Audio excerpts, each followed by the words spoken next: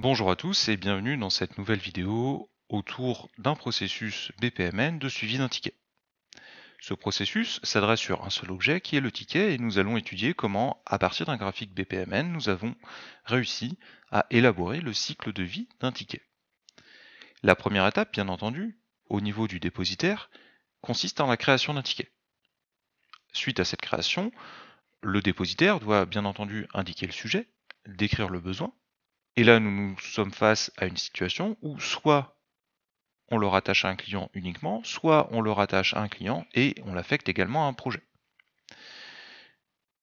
Enfin, nous venons spécifier le type de ticket.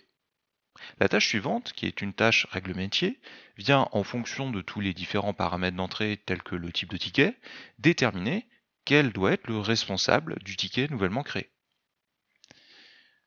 Afin de ne pas venir faire une modélisation chaotique, j'utilise ici un événement lien qui vient transmettre l'information du flux à mon responsable de ticket ici. Dès lors que le responsable de ce ticket est sollicité, nous rentrons dans le sous-processus de suivi de ticket avec comme première étape l'arbitrage du ticket. Deux options s'offrent donc au responsable ticket, soit ce dernier refuse le ticket, ce qui génère une erreur, et cette erreur, bien entendu, va être traitée dans un autre processus. Soit le ticket est accepté, et dans ces cas-là, on doit venir désigner la priorité et traiter le ticket.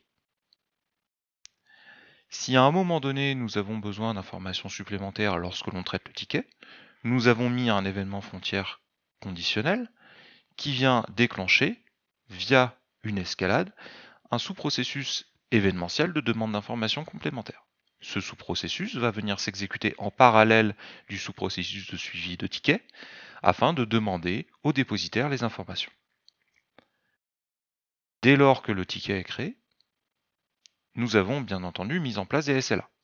Ces SLA se manifestent ici sur le sous-processus via un événement frontière timer qui, au bout du temps spécifique à notre ticket, vient envoyer un mail de relance au responsable du ticket.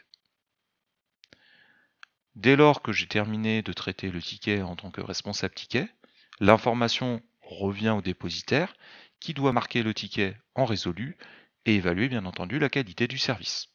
Écoutez, j'espère que cette vidéo vous a plu et on se retrouve très vite pour de nouvelles vidéos sur des processus BPMN.